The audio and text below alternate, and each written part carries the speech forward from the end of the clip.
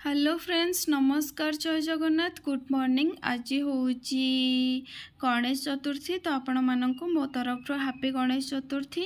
भगवान आपण को समस्त को भल रखि था, निरोग रखि था, समस्त को खुशी रखि था। आठी मु बाबू ये जीवाई रेडी होले बाहर को, तो निज कम ये देखिपे जो मो रूम पूरा केते कौन गंधिया पड़ी। आपको फटाफट रेडी करके मुझे गाधे पाधे कि आज पूजा करने बहुत इच्छा अच्छी ठाकुर को, कहीं से चाहिए सबकि।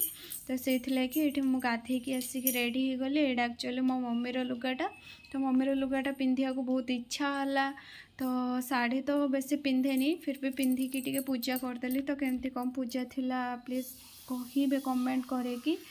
आ बहुत सारा भल पाइबा भी देवे मो वीडियो को। नुआ नुआ वीडियो बनाऊँगी तो बेसी किसी जना ना वीडियो ऊपर नॉलेज भी सेमती किसी ना। तो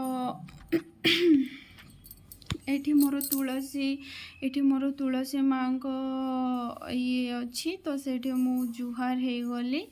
तो बाकी सब एमती प्लीज भल पाइबा मैंने ये देखु मोर गणेश मूर्ति सेमती किसी ना, बस ये ठाकुर अच्छा समस्ते। तो सहीटा को लेकिन पूजा करदेली। आ मोर पूजा सरीगला, मुंड चोर खीर खीर बुले लाने और पेसेंस भी ना।